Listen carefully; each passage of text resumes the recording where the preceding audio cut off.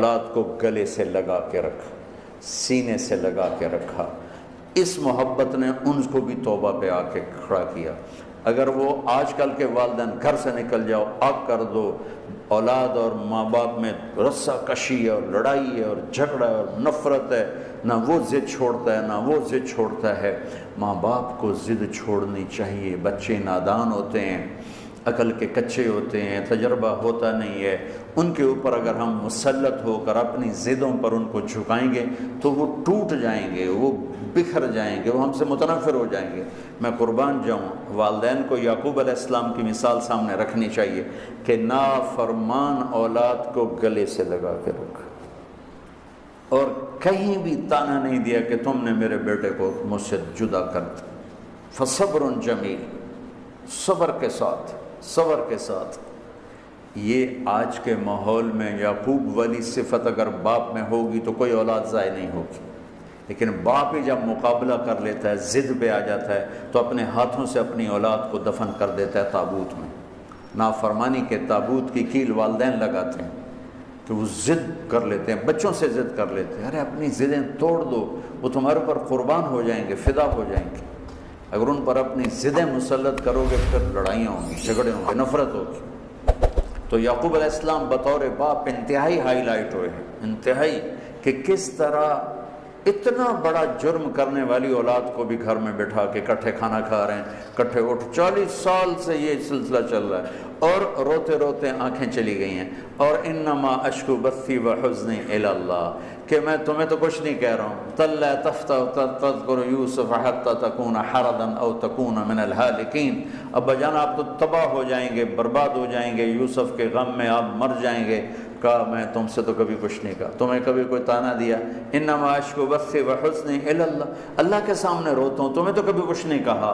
یہ بطور باپ، تم بھی بہت سے شادی شدہ ہو، تمہارے بچے چھوٹے چھوٹے ہو چکے ہیں، تم جو مولوی ہوتے ہو بہت جلدی بچے کو جنید بغدادی بنانا چاہتے ہو، پیدا ہوتے ہی سر پہ ٹوپی، دودھ پیتا بچہ سر پہ ٹوپی۔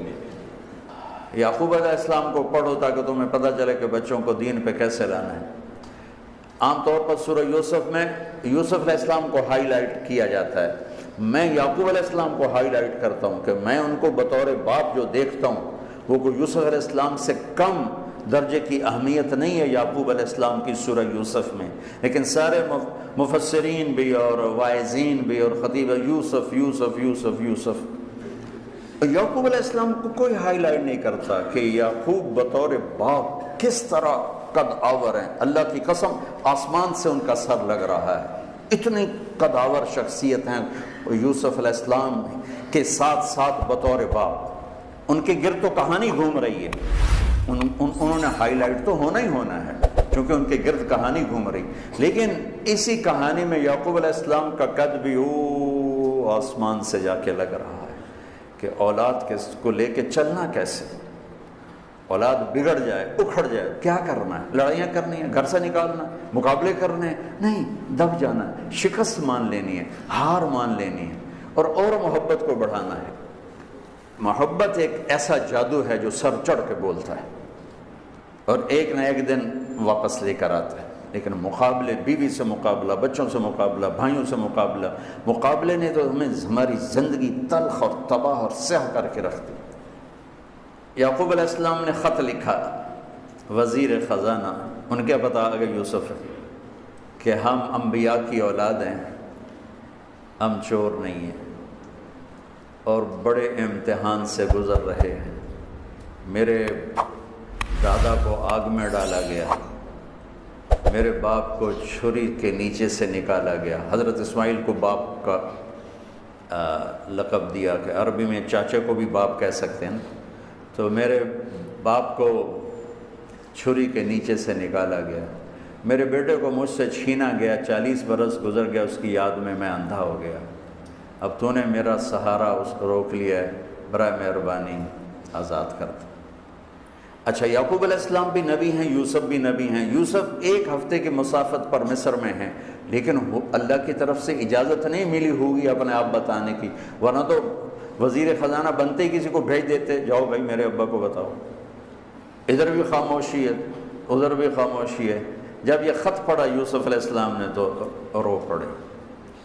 اور اللہ سے دعا کی یا اللہ مجھے اپنے آپ کو ظاہر کرنے دیا، تو اللہ نے کہا ٹھیک ہے ظاہر کر دو اپنے آپ۔ تو اب بھائیوں کو بلایا۔ اچھا بیچ میں ایک وہ خواب کی بات میں ایک بات ابھی یاد آئی، وہ کہہ دو۔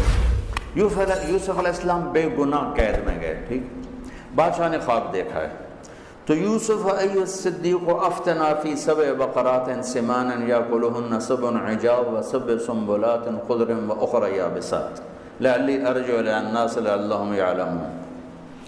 تو بھائی یوسف ہمارے بادشاہ نے یہ خواب دیکھا ہے، آپ تعبیر دے دو۔ تو انسانی فطرت کا تقاضا ہے، یوسف کہتے مجھے بے گناہ جیل میں ڈالا، میں تمہیں تعبیریں دوں، جاؤ دفع ہو جاؤ، نہیں دیتا۔ یہ رد عمل، عقلی رد عمل یہ ہے کہ میں نہیں دیتا تمہیں تعبیر، میرا کیا قصور ہے، مجھے کیوں جیل میں ڈالا ہوا ہے، جاؤ بھاگ جاؤ، میں نہیں دیتا تعبیر۔ اور ایمانی رد عمل کیا تھا کہ انہوں نے صرف تعبیر مانگی، انہوں نے فسر ودبر وبشر، انہوں نے ایک شے مانگی تعبیر، تو فسر کہہ دو، عبر کہہ دو، انہوں نے تعبیر بھی دی، قحط سے نکلنے کا طریقہ بھی بتایا، اور قحط کے بعد خوشحالی آنے کی خوشخبری بھی سنائی۔